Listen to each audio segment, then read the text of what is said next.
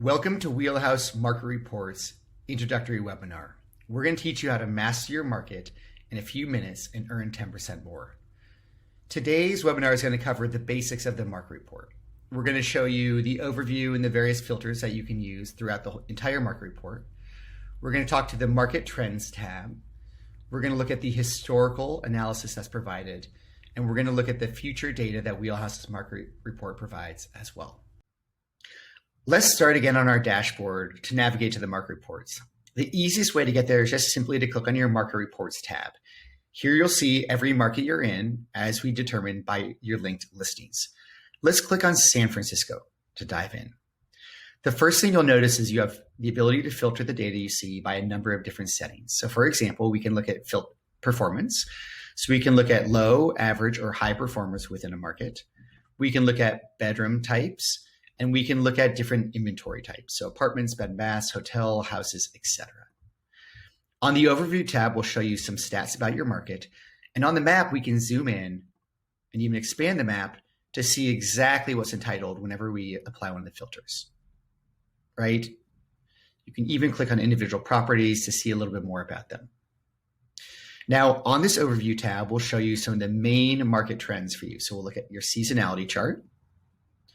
We'll look at your day of week chart, and then we'll show you various market breakdowns by amenities, room types, bedroom types, and even going into the performance of various assets based on the type of inventory that they are.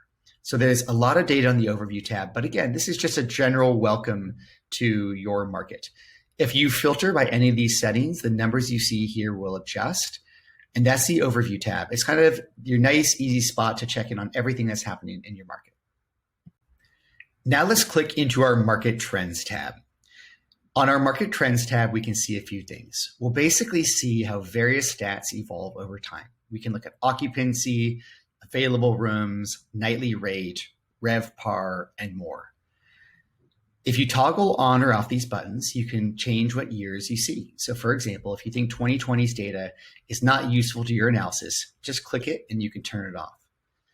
You'll notice the filters are in the right-hand corner now. So you can filter by performance, low, average, and high, bedroom types, or different types of spaces.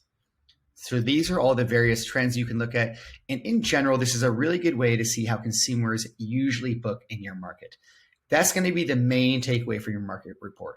What do consumers look for? When do they buy? And what are they willing to pay? This is generalizable data, and you can use it across your portfolio. Now let's dive into the most complicated, but also the most interesting, valuable, and I would argue fun sections of the market report. Let's toggle over to the historical tab. Here we're going to be looking at all of your market's data, and we can look at the last year. We can look at the last 90 days, 60 days, 30 days, etc. We can even choose a date range for which to evaluate. The data you see here is going to initially be loaded on a daily level. However, you can toggle over to weekly or monthly views depending on what's the most important view for you. And of course, all of your filters in the upper right again. Now, what we're looking at first are time series charts, right? Time series shows how your market evolves over time. It just shows the end result of your market. And we can look at occupancy, the number of available rooms, what the nightly rate was, what RevPAR was, revenue per available room. We can look at total revenue and lead time in your market, right? They're really valuable charts. If we look at lead time, we'll see that we're actually seeing both kind of the range of inputs as well as the median lead time in your market on a particular day. Now, what you notice in this lead time chart is that every single day is different, right? There's a lot of data here. And this data, while it's interesting, it might not be as useful for evaluating strategies, which is why it's really important to learn distribution curves. We're going to dive into this in full, but suffice to say, let's go look at the distribution curve for lead time. Now what we're able to see is what percentage of bookings occurred a certain number of days before a stay date. In this case, we can see that in San Francisco, last December 2020, 18.5% of all bookings occurred in the last 5 days.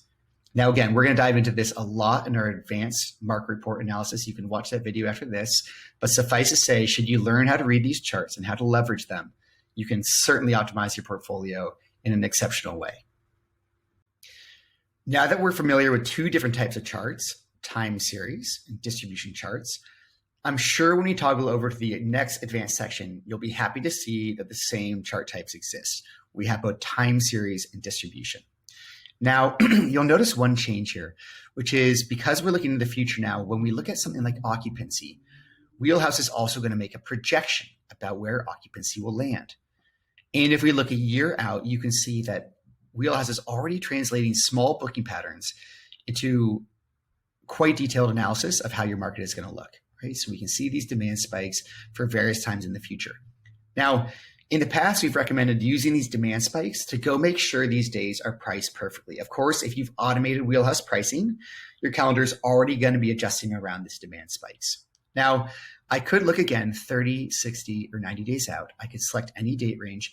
And once again, I can look at the data from a daily, weekly, or monthly perspective, right?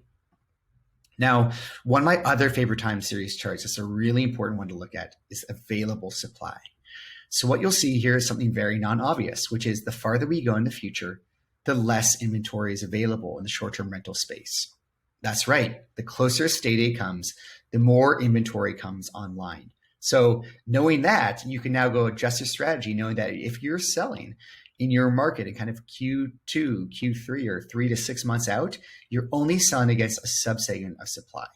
It's a great way, again, to maximize your strategy. So again, we have time series charts, we have distribution charts, we have our various filters, we have our various ways to look at data, and even more filters here. So now you're well on your way to understanding the two most detailed charts, both the future and historical. I think if you spend some time with them, you're going to learn a lot about how you can improve your portfolio.